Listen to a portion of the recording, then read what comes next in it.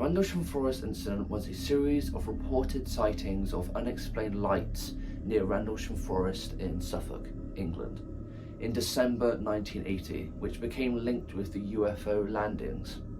The events occurred just outside RAF Woodbridge, which was used at the time by the United States Air Force as a military base. And in the base was Deputy Base Commander Lieutenant Colonel Charles I Holt. He claimed to see things they described as a UFO. Welcome to True View, everyone, and today we're going to be going over one of the most famous UFO cases in history. This is the Rendlesham Forest incident that came by in 1980. And if you do enjoy this content, make sure to like and subscribe. I still upload every 2 days, so make sure you don't miss out on a video. But for now, let's get into the story.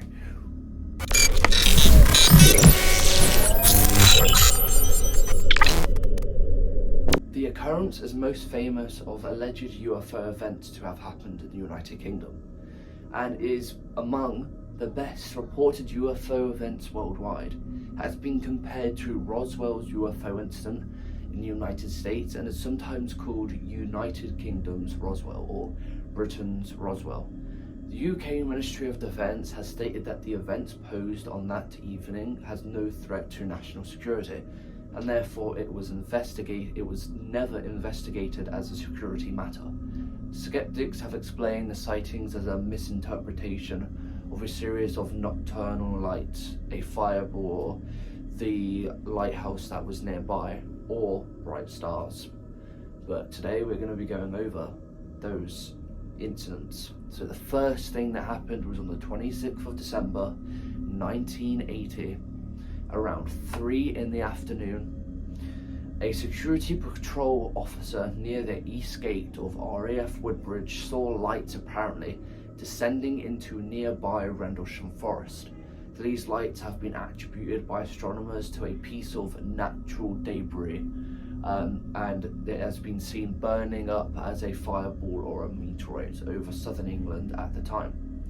Servicemen initially thought it was downed aircraft. According to Holt's memo, upon entering the forest to investigate, they witnessed a glowing object that was metallic in appearance with coloured light. As they attempt to approach the object, it appeared to move through the trees, and the animals on a nearby farm went into a frenzy.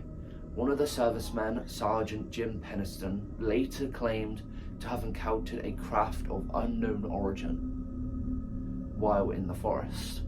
Although there was no publicised mention of this at the time, and there is no contribution from other witnesses.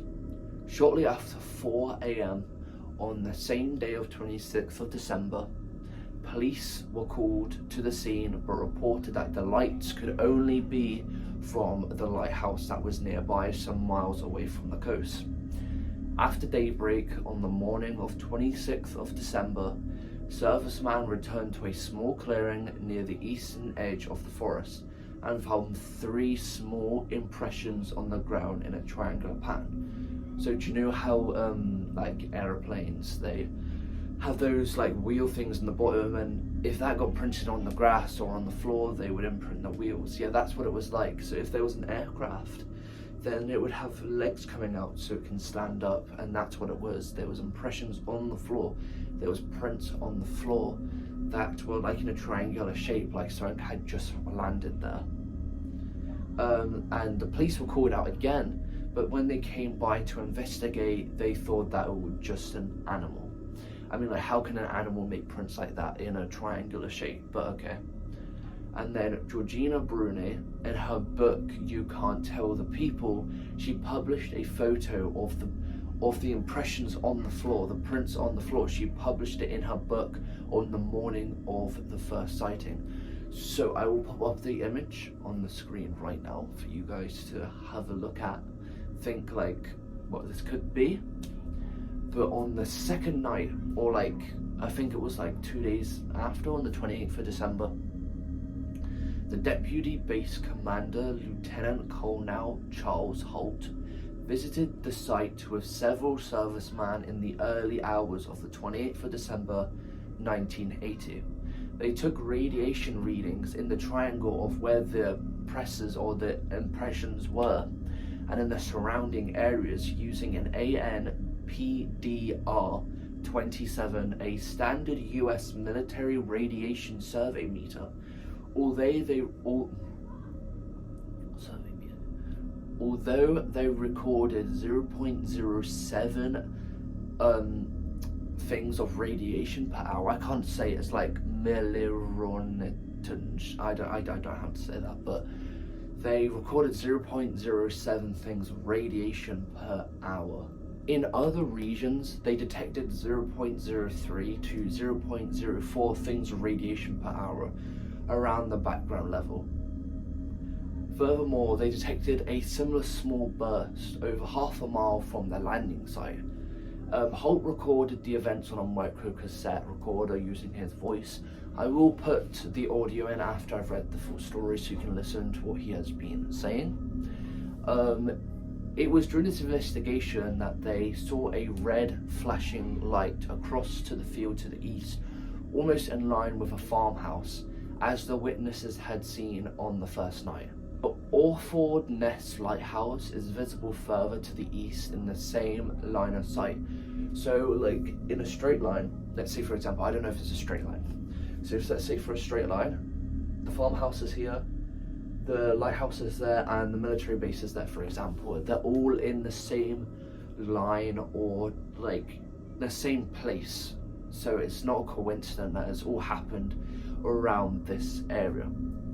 Later, according to Holt's memos he did on the cassette, 3 star-like lights were seen in the sky, 2 to the north and 1 to the south, about 10 degrees above the horizon.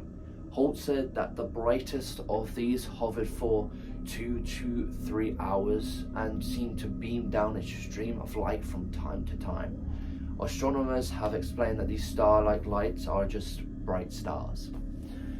But I'm going to play the cassette recordings of that night, so I'll play them now.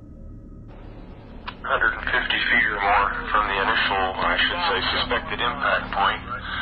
Having a little difficulty, we can't get the light on to work. Seems to be some kind of mechanical problem. I'm going to send back, get another light on.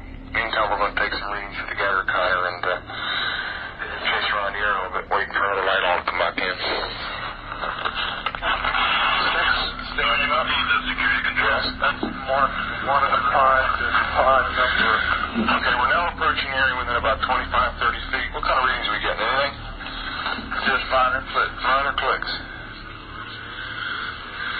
But if you did enjoy this video, make sure to like and subscribe and tell me in the comments, what do you think happened this night? What do you think happened to the RAF Woodbridge and to the farms and to the lighthouse? Like, they're all in the same place. It's not a coincidence that this all happened at the same time. But tell me what you think, guys, and I will see you guys on the next one.